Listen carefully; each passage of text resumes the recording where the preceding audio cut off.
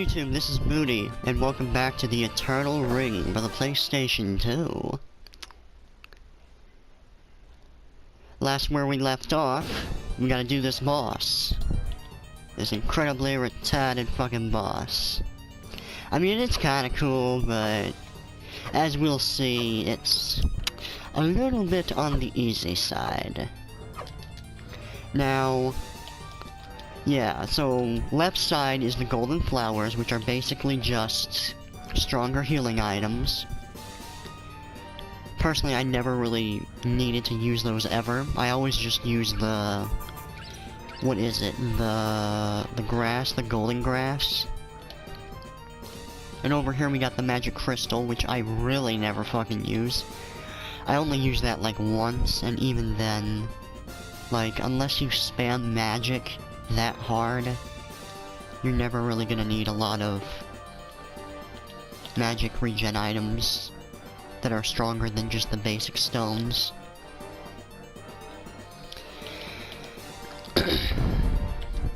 Now, there are some things I really like about this boss fight. The lead up to it. This entire opening cutscene is pretty badass. You can kind of see him up there, which is a little silly. Kind of ruins the reveal. I remember it being darker on the PlayStation 2 when I played it as a kid. I don't know if that was changed. I don't know if they actually altered anything at all for the PS4.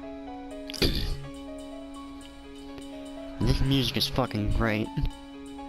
This is probably like top 10, one of my favorites, most nostalgic battle boss themes. You hear it a lot throughout the game. Now, before I completely fucking destroy this guy's asshole, let's show off his moveset. He does that little sweeping attack with his arms. And if you get some distance, he'll do that charge attack.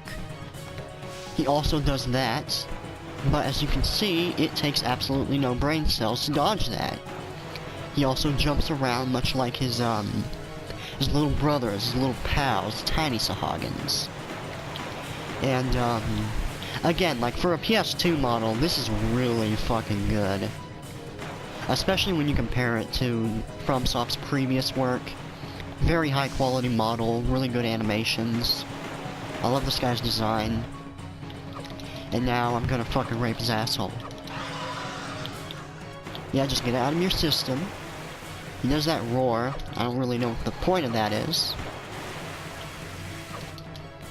And sometimes you can actually get him jumping on top of you, which is kinda goofy. And he pretty much just does that the entire time. And you can still hurt him when he's doing the charge. Just circle strafe and there you go. Take one good look at that fucking sexy ass model. I mean, what? He dropped a ring for us, the Ring of Insight. I'll equip that right away. And it just... I don't think it actually scales off of your earth magic. That would be kind of broken, but it does make you gain a little bit more XP, which is nice. The problem with the bosses in general in this game is they are very, very simple. I mean, a lot of enemies suffer from that problem, but it's most obvious with the bosses. And I believe this is the progress door right here. So he could have benefited from just having a few different kinds of attacks. A little bit more XP, or HP rather. I'm not even sure if he deals much damage, I've never gotten hit. Now before I activate this cutscene, that's the blue key that we need to get into the next zone and complete the shortcut that leads out of this place easily.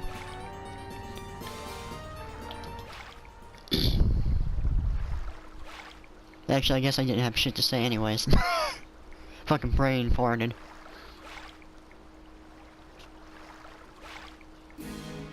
I kinda wish that boss room door was, or the boss room arena was kinda dark. Or had a little bit more going on, but whatever. I really love the look of this dragon. Pretty unique. Even if it is just a water dragon, he's got the sick animations on his body. You... Who are you? You have the key, the magic. Soulja.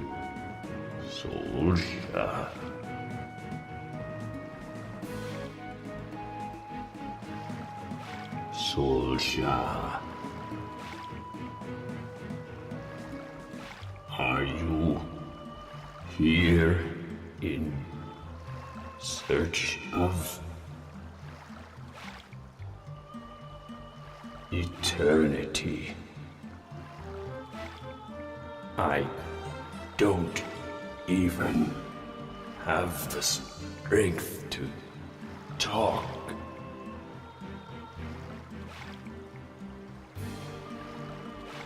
There is not much time left. You must find her. Find Lila.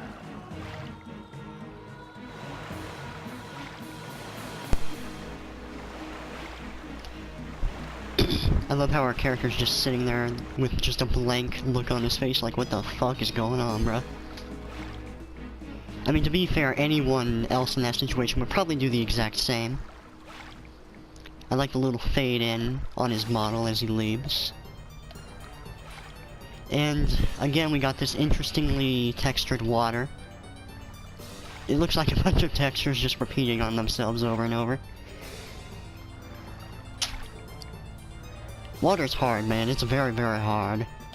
I feel like I'm gonna be making fun of this game a lot, but don't take that to mean that I hate this game or some bullshit.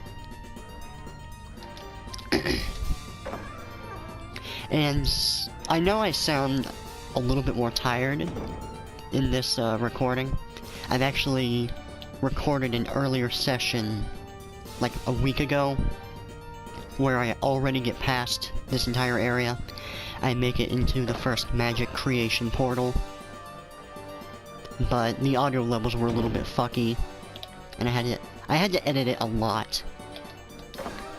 The main problem with trying to talk over the game is when the NPCs are talking. So I think in general, instead of trying to fight the audio levels like I've been trying to do, because it looks like no matter how much I edit the audio, it still is very hard to hear me even if I turn down the volume. So I'm just not going to talk when the NPCs are talking.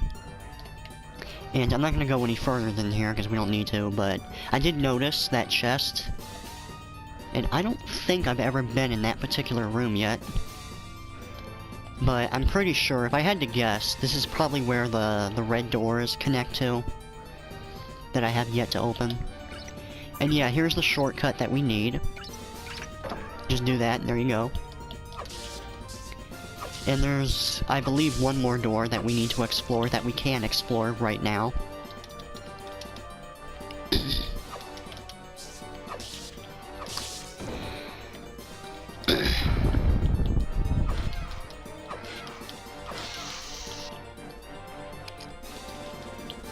And while I'm at it, there is one thing that I want to mention. Because I noticed this on my last recording.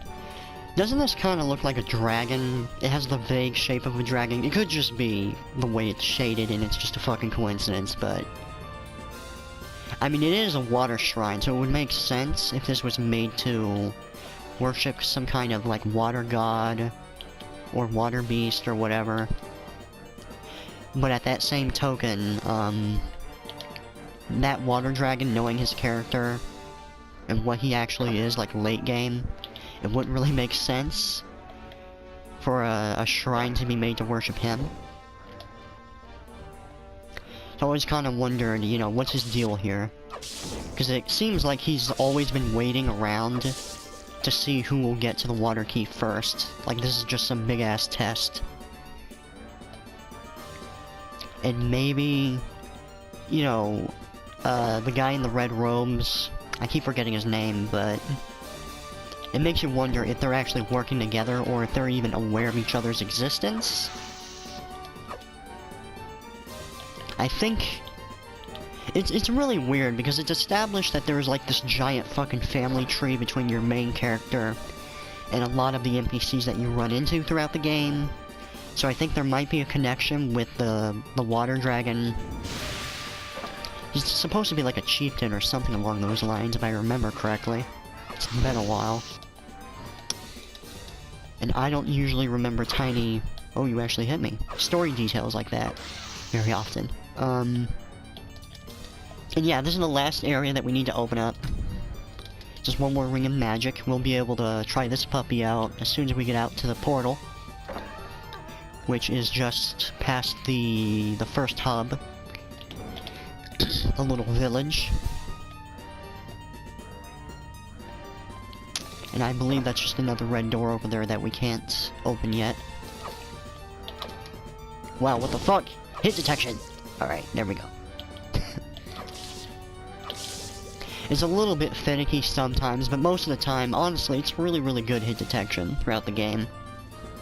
And I've been playing a lot of FromSoft's old games recently, so I can say that the hitbox is definitely fucky on a lot of their older games. I've been trying out a game called Shadow Tower? Yeah, Shadow Tower. And the hit detection on there is incredibly awkward and annoying to get used to. And if you don't know what Shadow Tower is, it's kind of a spin-off of the Kingsfield series long before the Eternal Ring, released on the PlayStation 1 too. Alright, here we go. Time to shut the fuck up.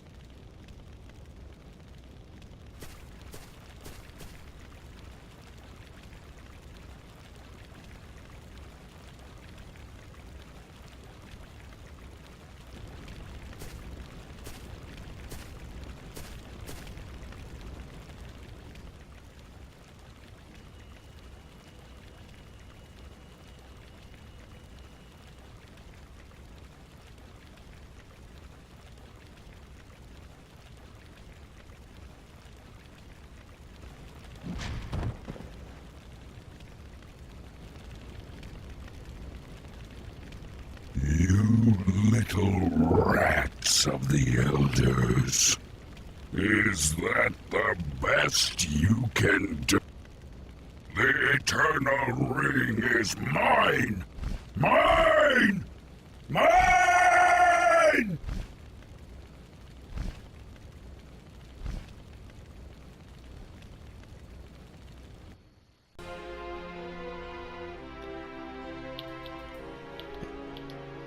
Yeah, I remember seeing this part as a kid and it just fucked me up. I was like, what the fuck? This is the safe haven and everyone's dead? Because I've never seen this before in any video game before. Because usually, especially in RPGs, like the safe zone is always the safe zone. And this is how you would get your small sword back without even having to pay this guy gems. Unfortunately, we can't take all of his shit from that box. Maybe the monster, the captain, took off with everything.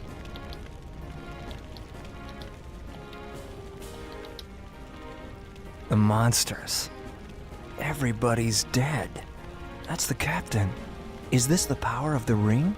I must get the ring. The eternal ring.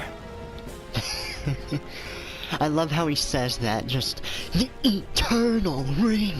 So dramatic. Damn it. How careless. That's what you get for sleeping on your ass, bruh.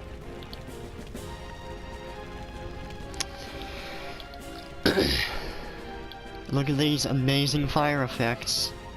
I'm just spazzing out, having a fucking stroke. I just love how that's clearly a flat 2D texture just slapped on the model. And yeah, all the papers are burnt. It's not really clear how exactly this place got burnt up. I mean, I guess the guy just casted magic spells or something. Because the captain has a variety of different kinds of attacks. And you can see that this place was... I mean, honestly, this place should be more fucked up than it is. Because this is where the guy was sleeping, and he did change. He did turn into a monster. Not the same monster we just saw, of course, but... like, this shit should be thrown around. I guess there's that chair that's down. Yeah, you got a little bit fucked up. They were just tag teaming on this motherfucking village. Or this research team HQ. Although that doesn't really roll off the tongue as well.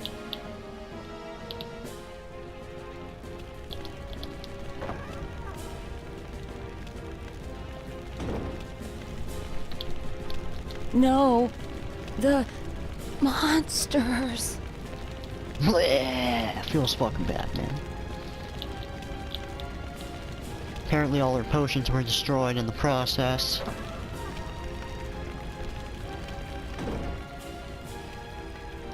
Still can't go into that door on the left, but then again it would just lead up to the water, so who gives a fuck? And apparently, you can't even walk into this water. I was actually really just shitting my pants. I was like, I don't want to die on the video. That would be embarrassing. Incredibly embarrassing. Humiliating, even. But fuck that guard guy. He can suck a big fat dick. I'm glad he's dead.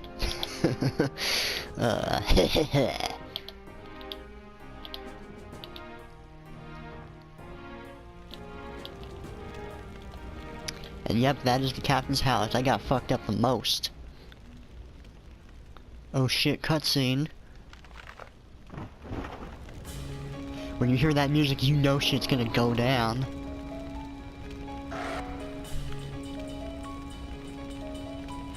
And that is the sleeping man. He turned into a werewolf for some reason.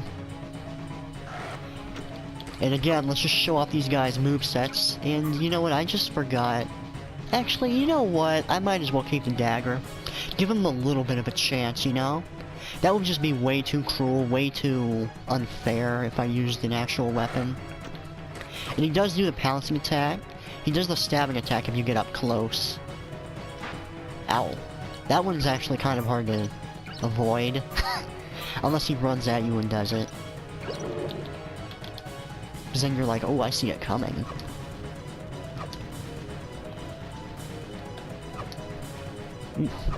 There's a lot of just going in and going out, in out action, if you catch my drift. And that's when he's the weakest. Pretty simple moveset, you know. Pretty good model though. His face looks a little bit strange, but he's a fucking werewolf, so what do you expect? And while we're at it, there is one thing I never really understood about the mechanics of the transformation on the island. Because apparently it's some kind of curse. See, when he does this, this is when it's more obvious that he's gonna go for the stab. But yeah, like, why a werewolf in particular for this guy?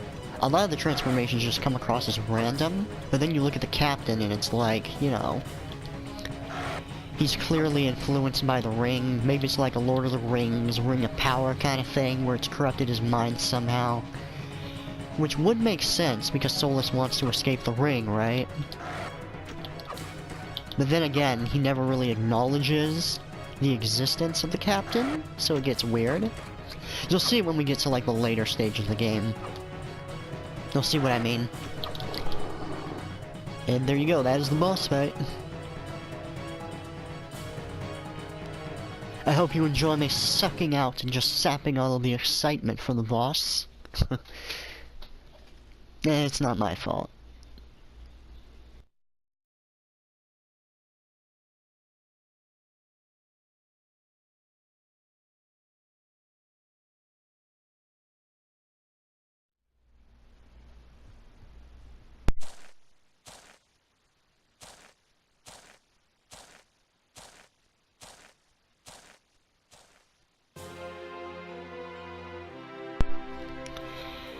Now, before we leave, of course you can always go back to the water shrine or that place, but there's really no reason to do that.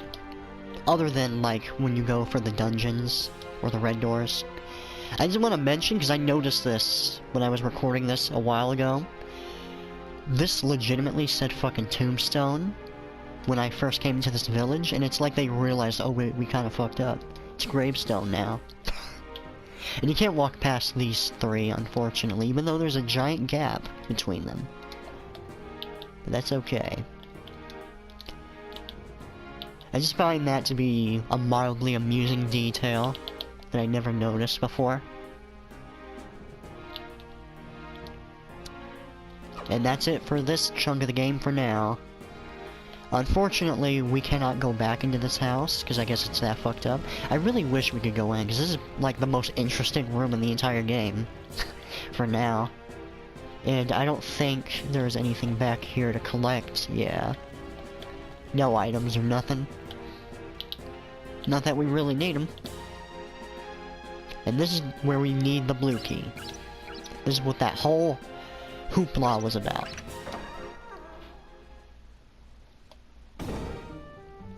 Yeah, a little bit jarring of a transition. You got from devastation and despair into, yeah, everything's alright, bruh. Everything's cool. Now, before we start this next session, because this is the part where I actually need to do fucking research, yeah, I'm gonna take a little bit of a break. And next episode, we'll be working on the ring creation system, and I will try my very best to explain how this works. Because this shit is complicated as fuck. And I'll see you guys later, and as we're going to ring creation, we'll of course go through the next zone. Probably into the Valley of Poison or whatever. And see you guys later.